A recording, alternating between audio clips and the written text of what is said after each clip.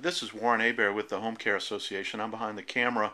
We're using our flip cam for the first time in an effort to try to get information out in a timely fashion to the home health agencies across the state of Louisiana and some of our friends from other places who occasionally join us for information. We have with us today from Synergy here in Louisiana. The parent company is Senior Home Care. Tricia Hanks and Becky Leger. They're going to talk with us a little bit about OASIS-C, why it's important, and why you should be getting ready over the next few weeks for OASIS-C, which kicks in on January 1st, right, Tricia? That's right.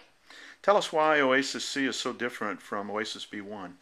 OASIS-C has given us an opportunity to define our best practices in the home care industry and to get credit for things that we've always done before. We do good assessments, we look for patient problems, we communicate with the physician, and OASIS-C is now requiring that we document it. So it's a real exciting time for us in the industry to be able to standardize our practice and get credit where credit is due for when we do have good outcomes and when our patients are taken care of, and we have all the communication techniques in place with the physicians and among staff members. It allows us to have better outcomes. Tricia, I've heard that one of the things that's different about OASIS-C is something called process measures. Would you explain that? Process measures are now considered quality measures that have been incorporated with evidence-based practices, which is an exciting thing for home care because home care has been lifted to a level of other acute care facilities, other rehab facilities, in looking at research-based practices. And those process measures include things like med management, which include oral medications, injectable medications, looking at high-risk meds, determining whether or not we've done timely teaching with those medications, as well as informing physicians if there's any incongruencies or omissions in a patient's medication regime. Thank you, Tricia.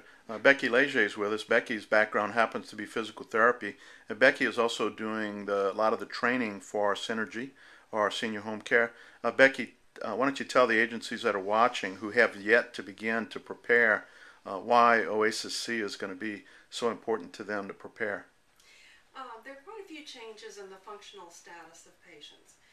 In the scoring for ADLs and IADLs, there are changes in some of the things that we've normally scored, like ambulation. There are new points to be evaluated on patients.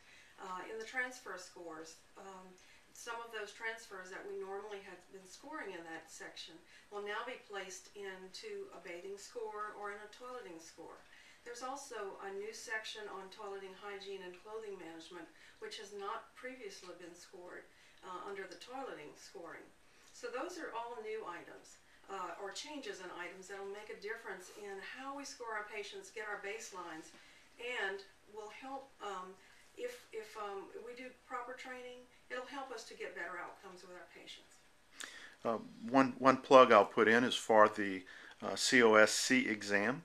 Tricia is a certified OASIS specialist clinical, and Becky is soon to be. We know that OASIS is used for reimbursement. It's used for our publicly reported outcome indicators, and most importantly, it's used by the federal government and its contractors to determine the future of home care. So I'm excited about the transition to OASIS-C, but we want to make sure that the folks who are scoring out in the field know OASIS-C well, so that we can make sure that we're not putting garbage into the system.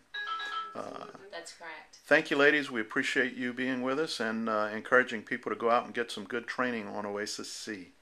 Thank you.